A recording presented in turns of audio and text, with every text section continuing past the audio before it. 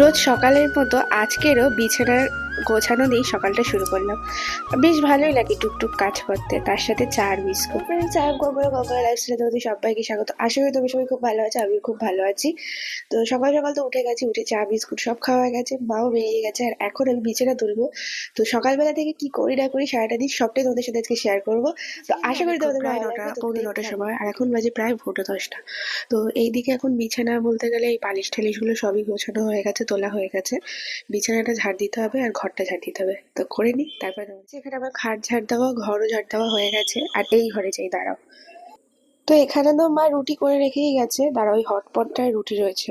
এই যে রুটি, আর এটা মনে হয় কুমড়ো ভাজা লঙ্কা দিয়ে, যেহেতু আজকে নিরামিষ শনিবার, আর এটা রয়েছে আলুর তরকারি। আর ভাতও করে রেখে গেছে এই যে। আর এই ডালটা বের করে রেখে গেছে, এই ডালটা সিদ্ধ করবো আমি, দেখা যাক। সন্ধ্যাবেলায় ফ্রিজ থেকে পনির, মানে পনিরটা নিয়ে এসেছিলাম। তো সেই পনিরটা, যা এটা পড়ে গেল। সেই পনিরটা এখন বের করে রাখবো, কালকে সন্ধ্যাবেলা নিয়ে এসেছিলাম তো, বরফ হয়ে গেছে। বের করে রাখতে পারি, এটা কবে ভাই দিয়ে গেছিল সেই জন্মদিনে, সেটা এখনো খাওয়া হয়নি। ভিজিয়ে দিয়েছি, আর এখানে পনিরটা যেহেতু ফ্রিজে ছিল বরফ হয়ে গেছিল, তাই পনিরগুলো পিস পিস করে কেটে জলে ভিজিয়ে রেখে দিয়েছি। আর আমি এখানে 1 গ্লাস জল নিয়ে নিয়েছি খাবো বলে। প্রায় এটা না ওই ওই পট পট টাইপের দেখতে। তো 1 গ্লাস করে যখনই খাই আমি এটা করেই খাই জল। তো আমি যে কাপটা বের করেছিলাম সেই কাপটায় করেই আমি জল খাই। আর এখন বললামই তো মেপে মেপে জল খাই। তো সেই জলটাই আমি খেয়ে নিচ্ছি। আর এই মেপে মেপে জলটা খেয়ে না সত্যি আমি খুবই উপকার পেয়েছি। তোমরাও পারলে এটা করে দেখো একবার। জলটা বেশি করে খাওয়া উচিত, তাতে স্কিন ভালো থাকে, আর জলটা খাওয়া মানে পরিমাণ মতো জলটা খাওয়া দরকার শরীরের পক্ষে। তো আমি যে দুটোর একটাও করি না। তো এখন থেকে মানে মাঝখানে খুবই শরীরটা খারাপ হয়েছিল জল কম খাওয়াতে। তো ওই জন্য এখন করেই মেপে মেপে জল খাই, যখনই খাই এই গ্লাসটা করে মানে কাপটা করে খাই, তাহলে কি একটু জল খাওয়াটা পোষায়, আর পরিমাণটাও বোঝা যায় যে হ্যাঁ আমি দিনে এতটা জল খেয়েছি।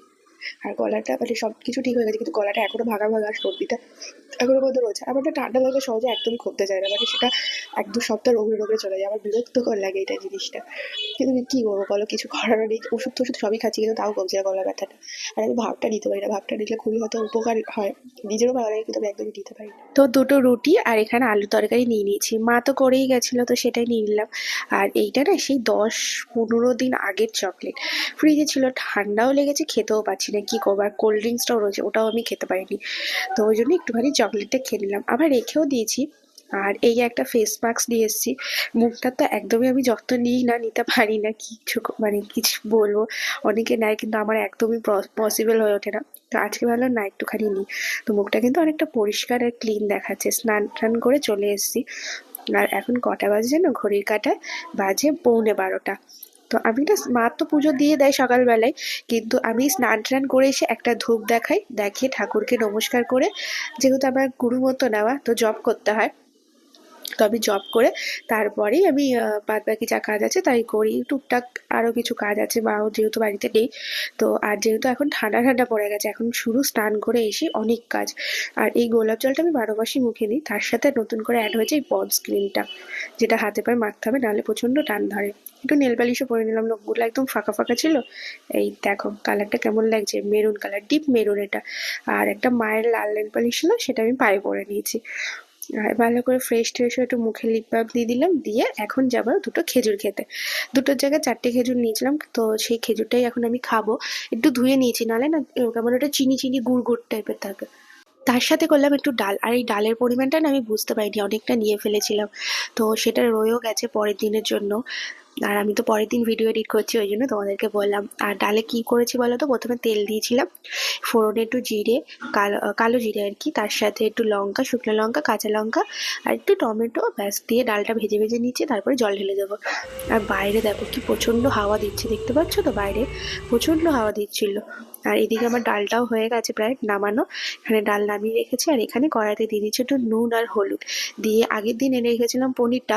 তো আমি না এটা কোনোদিনও এরকম হয়নি, এটা ফার্স্ট টাইমই বলতে পারো। আগের দিন পনির এনে পরের দিন রান্না করছি, কিন্তু বিশ্বাস করো জীবনে আর করবো না, কারণ পনিরটা প্রচণ্ড খারাপ হয়ে গেছিলো। তাও কিছু করার নেই, যেহেতু রান্না করেছি খেয়ে তো নিতেই হবে, তো খেয়েই নিয়েছিলাম। মানে টেস্ট ভালো হয়েছিল, কিন্তু পনিরটা না একদম গুঁড়ো গুঁড়ো হয়ে যাচ্ছিলো। আগের দিন এনে রেখেছিলাম তো বরফ হয়ে গেছিলো পনিরটা অ্যাকচুয়ালি, ওই জন্য। আর ঘরটাও এখানে ঝাড় দিয়ে নিলাম, যেহেতু একটু পরে খাবো। আর এই যে নিচে না, এখানে এটা সন্ধ্যাবেলা ধূপ দেখিয়ে দিয়েছি ঠাকুরকে, তার সাথে একটু চা আর বিস্কুট। আমি পড়তেও গেছিলাম, কিন্তু সেটা আর ভিডিও করা হয়নি। বাড়িতে এসে দেখালাম, এই দেখো পড়ে ঠরে আমি চলে এসেছি। আর মা এখানে ওই যে তরকারিটা দুপুরে করেছিলাম পনিরের তরকারি, সেটা গরম করছিল আর রুটি করছিল। তো আজকে আমার কিন্তু ডিনারে ওটাই ছিল, পনির আলুর তরকারি আর তার সাথে রুটি। তো এটা দিয়ে রাতের খাওয়াটা খেয়ে নিলাম, একদম শুকনো শুকনো হয়ে গেছিলো আর কি, রুটির সাথে ভালোই লাগবে। তো আজকে যেহেতু রান্নাঘরে বসে আছি, তাই আস্তে আস্তে কথা বলছি, কারণ মা আর বাবা ওইদিকে শুয়ে পড়েছে খেয়েতে। আর আমি এখন ভাবছি কিছুটা ভিডিও এখন এডিট করে রাখবো, তাহলে সকালবেলা ভিডিওটা এডিট করতে খুব সুবিধা হয়। কালকে যেহেতু রবিবার, তো কালকে সকালবেলা আমার পড়ানোও আছে, তো ওই জন্য দেখা যাক কতটা কি এডিট করে রাখতে পারি। তো সবাইকে যারা গুড নাইট, গুড মর্নিং বলতে চাচ্ছিলাম, গুড নাইট। তো আজকের ভিডিওটা এইটুকু। ভিডিওটা ভালো লাগে লাইক কমেন্ট শেয়ার সাবস্ক্রাইব করতে কিন্তু ভুলো